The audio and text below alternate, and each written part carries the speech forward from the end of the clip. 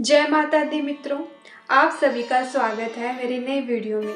आप सभी को मेरा सादर प्रणाम। आशा करती हूँ कि आप सभी खुश होंगे। तो माता ब्रह्मचारिणी की कथा शुरू करने से पहले आप सभी मेरे साथ बोलिए, माता ब्रह्मचारिणी की जय। चलिए माता ब्रह्मचारिणी की पावन कथा को शुरू करते हैं। जय माँ ब्रह्मचारिणी। नवरात्रि के दूसरे दिन माता ब्रह्मचारिणी की पूजा की जाती है, यानी कि दुर्गा का दूसरा रूप है माता ब्रह्मचारिणी। माता ब्रह्मचारिणी सफेद वस्त्र पहनती हैं। उनके एक हाथ में जप माला तो दूसरे हाथ में कमंडल है। माँ ब्रह्मचारिणी को माता पार्वती का अविवाहित रूप माना जाता है।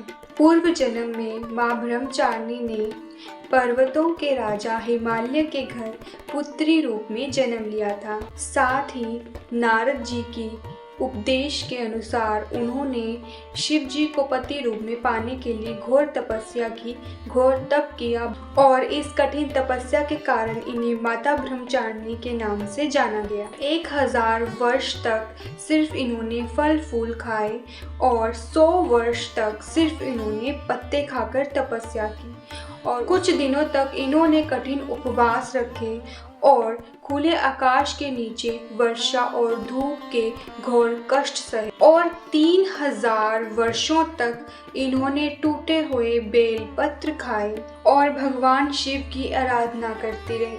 और इसके बाद तो उन्होंने सूखे हुए बेल पत्र भी खाना छोड़ दिए।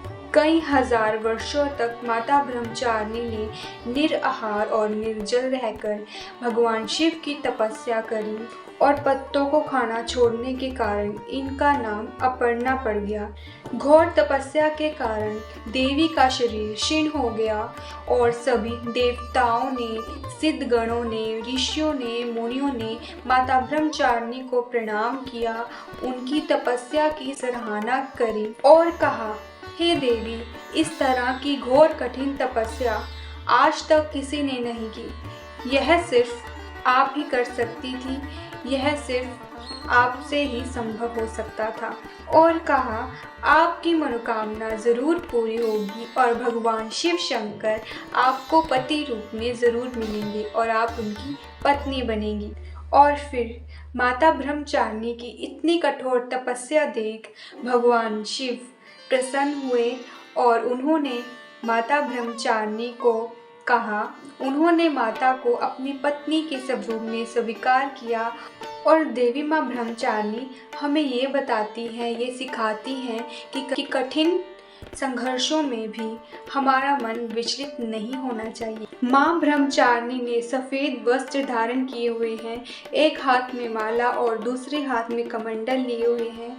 माँ ब्रह्मचारिणी ज्ञान, त्याग और वैराग्य का प्रतीक हैं। माता ब्रह्मचारिणी की पूजा अर्चना करने से, माता ब्रह्मचारिणी का व्रत रखने से आत्मविश्वास, संयम और लक्ष्य को प्राप्त करने की सफलता मिलती है। माँ ब्रह्मचारिणी तपस्विनी के रूप में है, जो दुनिया के, संसार के मोह से दूर एकाग्रता का प्रतीक है। नवरात्र के दूसरे दिन लाल वस्त्र पहनना अत्यंत शुभ माना गया है और माता ब्रह्मचारिणी की कृपा से कठिन संघर्षों में भी हमारा मन विचलित नहीं होता और हमें सफलता मिलती है।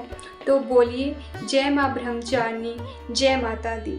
अगर इस वीडियो में कोई गलती हो गई हो तो माफ़ करना और आगे कथाएं सुनने के लिए मेरे चैनल को सब्सक्राइब कर लीजिए, वीडियो को शेयर कर दीजिए ताकि सबको यह कथा सुनने का सुअवसर प्रदान हो। नवरात्रि के दूसरे दिन माता ब्रह्मचारिणी की पावन व्रत कथा अवश्य सुननी चाहिए। जय माता दी, जय हो, शुभ हो।